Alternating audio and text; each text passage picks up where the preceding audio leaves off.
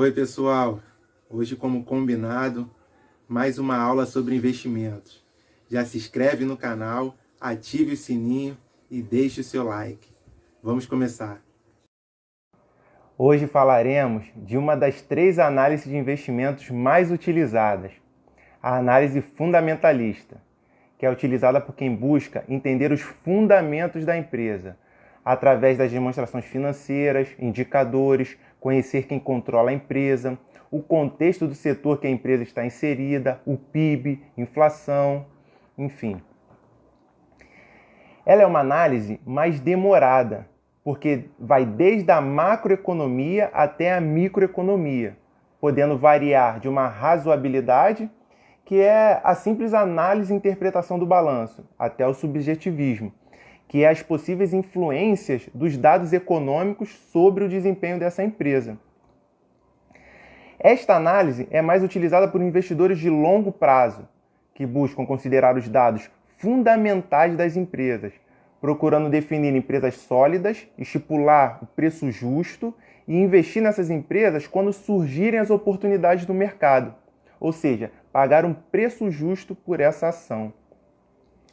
Um dos nomes mais respeitados na análise fundamentalista é o do Benjamin Graham, que também é considerado o pai do Value Invest, que é o investimento em valor. E ele estabeleceu algumas bases para esse tipo de análise. Lembrando que existem diversas vertentes desta análise, inclusive aquela estratégia conhecida como buy and hold, que é o comprar e segurar. Então vamos lá para as bases centrais segundo a filosofia de Benjamin Graham. Primeiro, a análise ela deve ser completa, quantitativa, que são relacionadas aos números, os dados, os indicadores, e qualitativa, quem controla a empresa, o mercado, qual o contexto que ela está inserida. Segundo, mensurar o valor intrínseco, que é definir quanto de fato vale o negócio, qual o valor de fato do negócio, da empresa. Terceiro, margem de segurança. O que é? Identificou o valor intrínseco, pagar um valor inferior a este valor intrínseco. Com isso, você consegue uma margem de segurança, por você estar pagando um valor abaixo do que de fato essa empresa vale. Quarto, ter total indiferença sobre as oscilações do mercado. É não agir emocionalmente, com base em mídia, opiniões de terceiros, mas sim respeitar o próprio estudo realizado. E assim, respeitar tudo que foi definido e entender o porquê estar investido na determinada empresa. Entendendo esses 4 pilares, nós vamos então para as ferramentas de análise fundamentalista. Como uma das informações da análise fundamentalista é a divulgação dos resultados da empresa, no caso, empresas de capital aberto, essas divulgações, é bom você saber que elas acontecem trimestralmente. Então, utilizando esses indicadores econômicos e financeiros que são coletados por essas divulgações que são divulgadas trimestralmente, para entender a origem desses resultados, nós devemos considerar os indicadores macroeconômicos e para completar essa contextualização dessa análise. Dentre as demonstrações financeiras, nós temos o balanço patrimonial, que ele é a posição contábil e financeira da empresa. Você pega um retrato da empresa, tanto da parte contábil, financeira e econômica, num determinado momento, numa data específica. E esse balanço patrimonial ele é composto do ativo, que são os bens, direitos, e o passivo, as obrigações. A diferença entre o ativo e o passivo é conhecida como patrimônio líquido, ou seja, a parte dos sócios, os donos da empresa. Outra demonstração financeira é a demonstração dos resultados do exercício, que é conhecida DRE.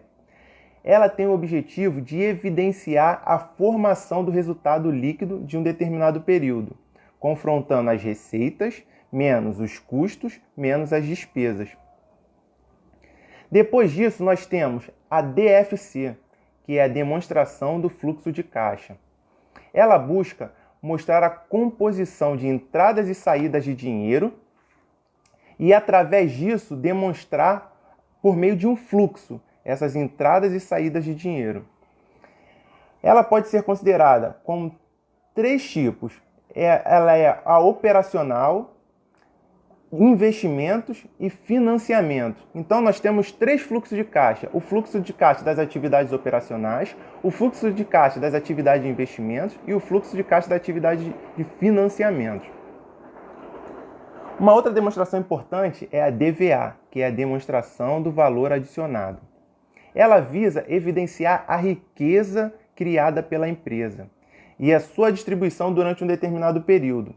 Ela é muito parecida com a DRE, e compõe o famoso balanço social, que você já deve ter escutado falar.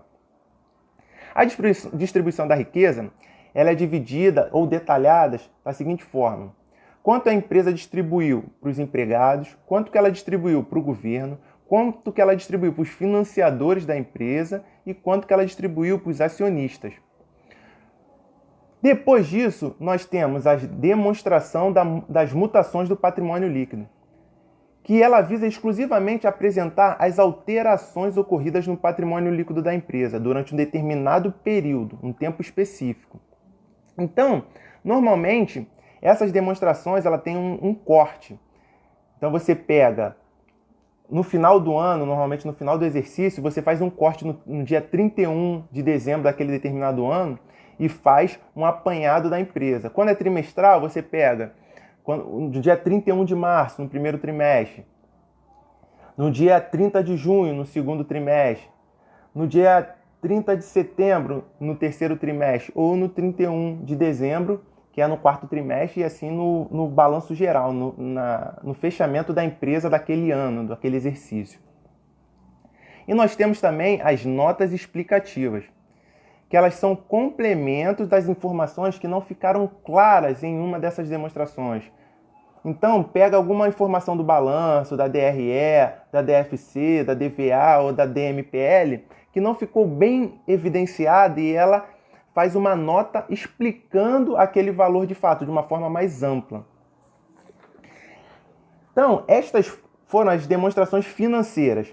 Já sobre os indicadores, eu vou explanar os principais. Mas, amigo, amiga, fica tranquilo que farei outros vídeos também explicando cada um dos indicadores para facilitar o seu entendimento e também a sua vida como investidor. Mas então, vamos lá para os indicadores.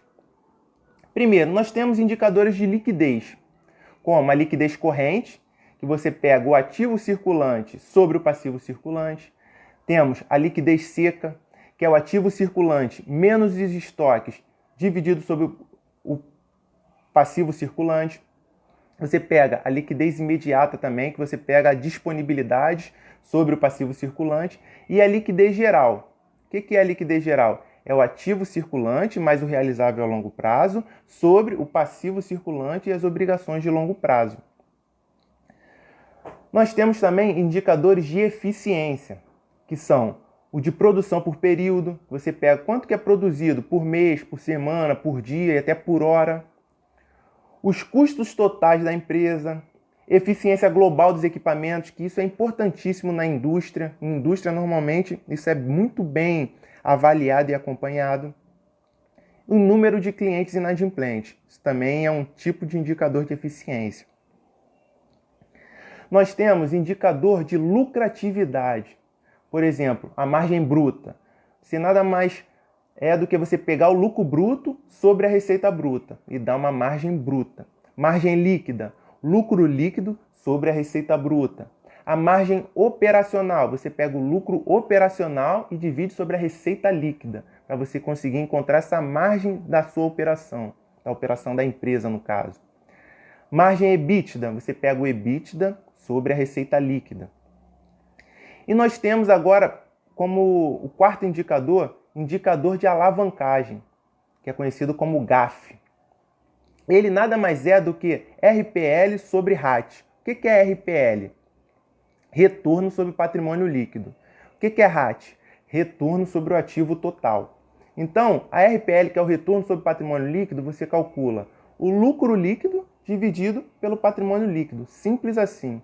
O RAT, que é o retorno sobre o ativo total, você pega o lucro depois do IR e antes dos juros sobre o ativo total. Você encontrando a RPL e a RAT, você pega e divide um pelo outro. Aí você encontra qual é o indicador de alavancagem dessa empresa. Nós temos também, em quinto lugar, o indicador de insolvência. O mais utilizado é o termômetro de Kenneth. Kenneth é um brasileiro de São Paulo que ele foi reconhecido internacionalmente. E ele tem um termômetro que ele pega e multiplica pesos diferentes sobre alguns índices. Então, como é que é esse termômetro de Kenneth? Ele pega a rentabilidade sobre o patrimônio líquido, que é o RSPL, mais a liquidez geral, mais a liquidez seca. Soma esses três indicadores e diminui pela liquidez corrente mais o grau de endividamento. Só que o detalhe é que ele bota pesos sobre esse indicador. Então, o que ele faz? Está vendo? Sobre a rentabilidade sobre o patrimônio líquido, ele bota 0,05. Sobre a liquidez geral, ele bota 1,65. Sobre a liquidez seca, 3,55. Sobre a liquidez corrente, 1,06. E sobre o grau de endividamento, 0,33. Então é simples assim, esse indicador de insolvência, ele pega, soma esses indicadores que eu te falei, que é RSPL, que é a rentabilidade sobre o patrimônio líquido, a liquidez geral, a liquidez seca, e diminui sobre a liquidez corrente mais o grau de endividamento. Em sexto, nós temos o indicador de cobertura, no caso aqui de juros, que nada mais é do que você pegar o EBITDA da empresa em determinado período e dividir sobre o resultado financeiro. Esse resultado financeiro é todas as receitas financeiras menos as despesas financeiras, dá um resultado financeiro. Então você pega o EBITDA e divide sobre esse resultado financeiro. Temos indicadores de precificação. O que é? Rentabilidade por produto, custo de aquisição de cliente, volume de vendas por produto, tempo médio de produto em estoque, preço médio de mercado, que é quando você pega e compara o seu preço com o preço dos seus concorrentes.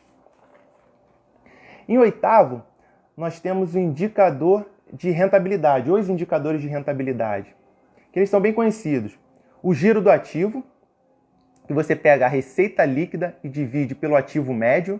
O ativo médio é você pegar o ativo inicial do período mais o ativo final do período e dividir por 2.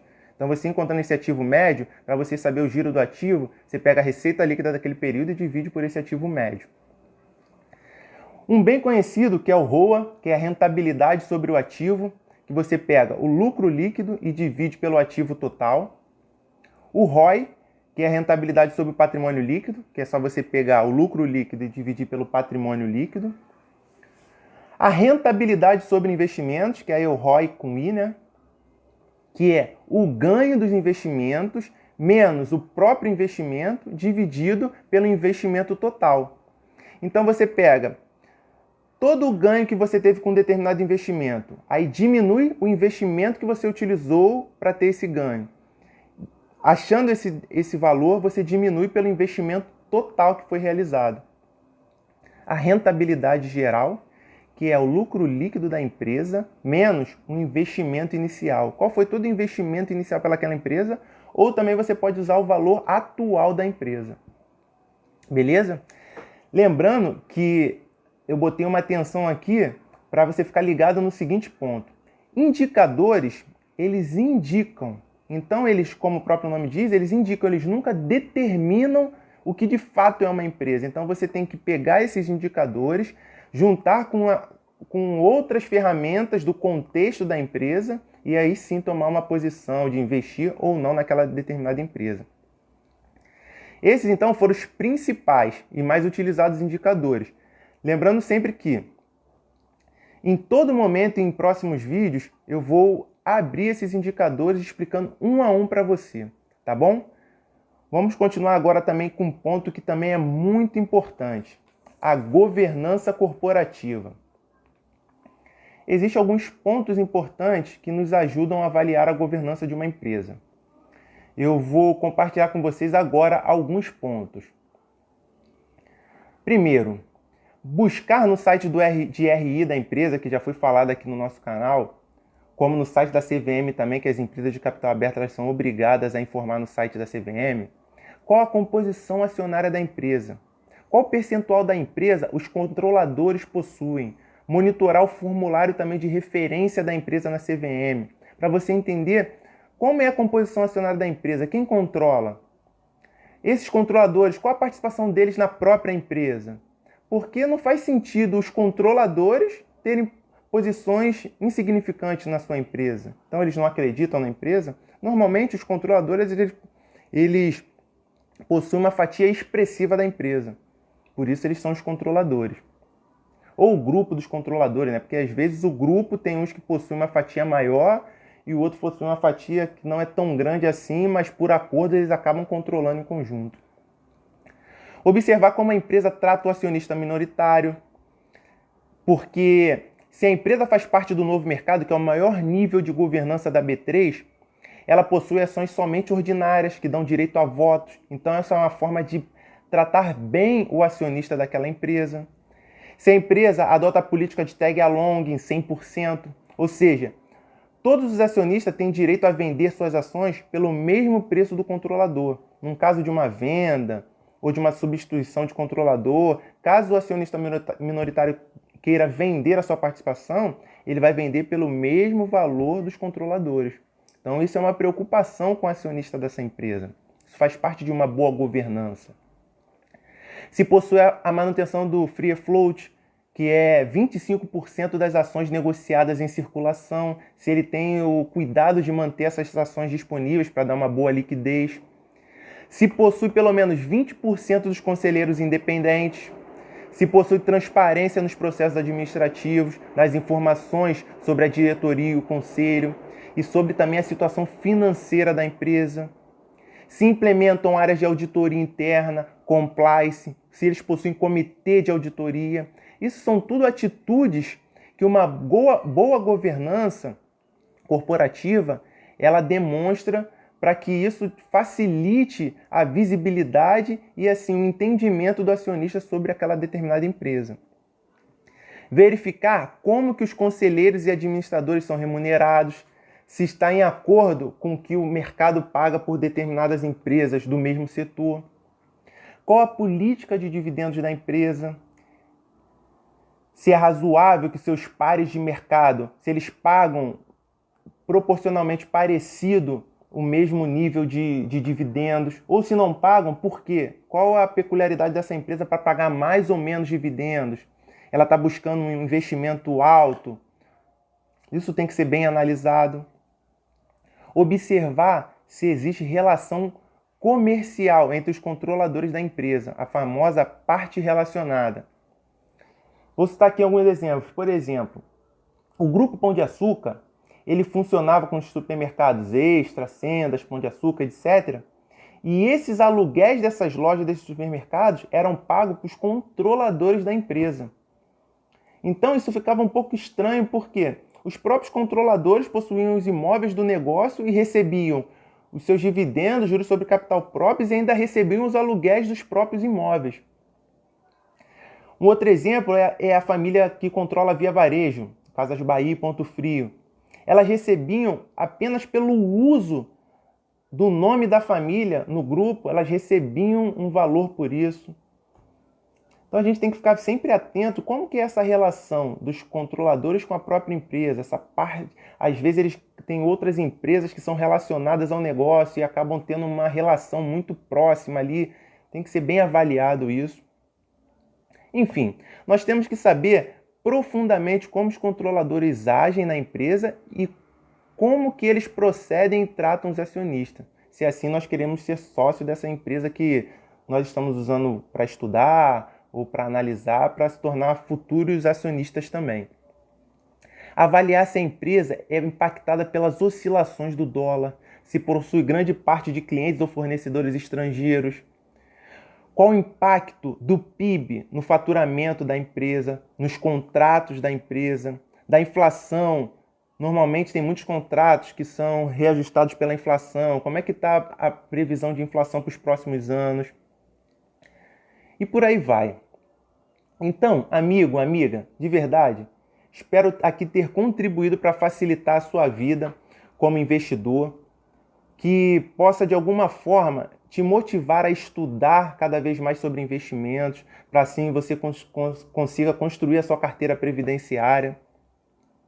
E uma dica de estudo também para análise fundamentalista, que é bom falar, é você estudar sobre Benjamin Graham. Tem um livro muito falado, muito conhecido, que é o Investidor Inteligente. Tá bom? Se ficou qualquer dúvida, como sempre, deixe aqui nos comentários. Não deixe de apertar o joinha aí, deixar o seu like, compartilhar esse vídeo com pessoas que também querem conhecer o mundo dos investimentos. Aqui eu tentei trazer de uma forma bem simplificada uma das análises que é mais utilizada pelos grandes investidores. Tá bom? E vamos compartilhar essa corrente do bem, propagando e difundindo cada vez mais o investimento para todos. Um forte abraço para vocês e até breve.